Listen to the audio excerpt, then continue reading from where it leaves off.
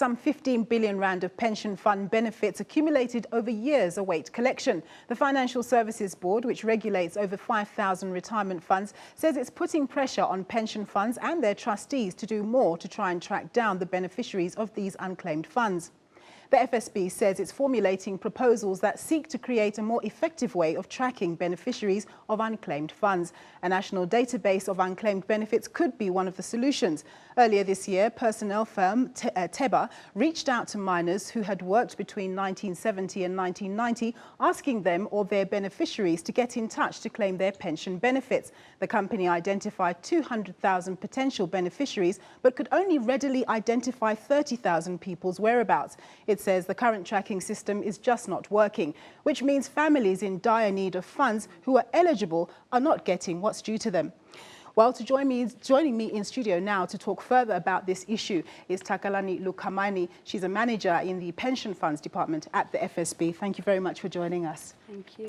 Now, how did the beneficiaries of these funds lose track themselves of what's owed to them? If you look at the period that is referred to with the unclaimed benefits, in those times people really used to concentrate on just having a job. So additional benefits that the employer provided to you was not their main focus.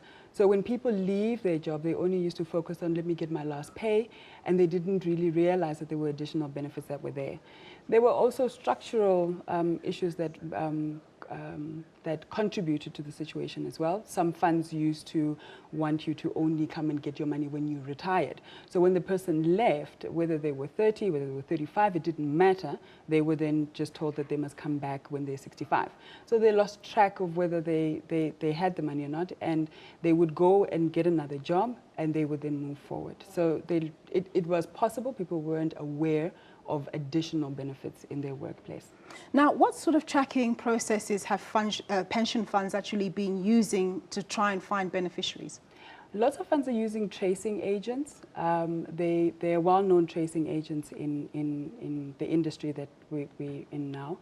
And they're using methods such as trying to go to ICT databases. They're trying to use a Home Affairs to try and see whether they can find someone who's actually got this money due to them. So they're trying different methods. It's just difficult because it's formal methods. So if you are not from this country and you're not here now, which is basically what's created with the mining industry as well, you would not be found through those typical methods that would be used.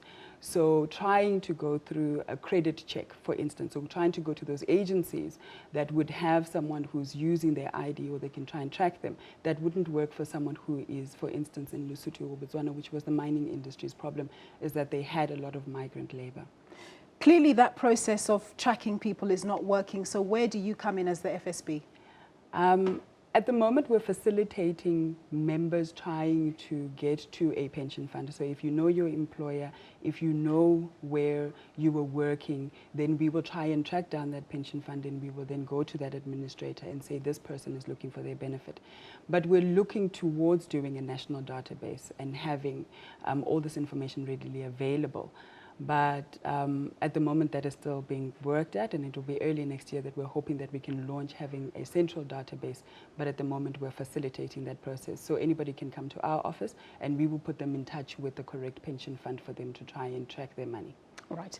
Now, when it comes to foreign countries like Lesotho, Mozambique, what are you doing, or what's the South African government doing in terms of communicating with those countries to better facilitate people in those countries coming forward to claim their benefits? I think there's a very good story that's going in the moment in terms of cooperation with different governments.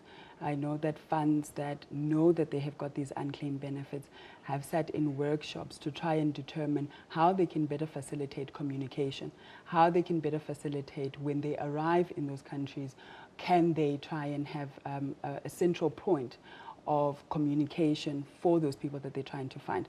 So there are forums, there are platforms, there are discussions that are going on at the moment to try and get the process going between all the governments.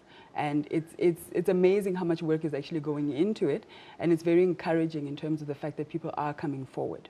Takalani, is there a number that viewers who are watching who may be affected by this issue, is there a number perhaps that they can dial, or a website or whatever? They can contact our call center. Our number is 0800 110 443. They can also go to our website, which is www.fsb.co.za. They can also email us on info@fsb.co.za. Thank you. That's wonderful. And then my other question really is around, obviously there was a history of people forging their identities in order to be able to work in the country, but who don't come from here. What happens with their benefits? That is something that needs to be considered when someone does come forward. A lot of those industries had an industry number, or they had some unique way of identifying you because you would go from one mine to another. So they gave you an industry number. We're working with a lot of those funds to say, give us the criteria of what you're looking for. And one of the typical issues that happens is that someone didn't give their correct date of birth. So even if you have an initial and a surname, you can't actually match this person with the date of birth that you have.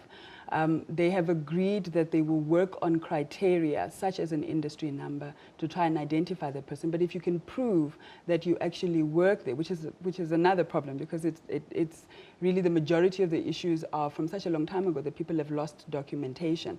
So it's very difficult for the fund to then be able to say, no, you didn't get paid, and here is the money that was due to you. But at the moment, they're working on trying to get specific criteria, such as an industry number, that they can use for you. Okay, there's so much more I want to ask you, but we've run out of time. Thank you very much. That was Takalani Lukhai-mane. She's from the FSB.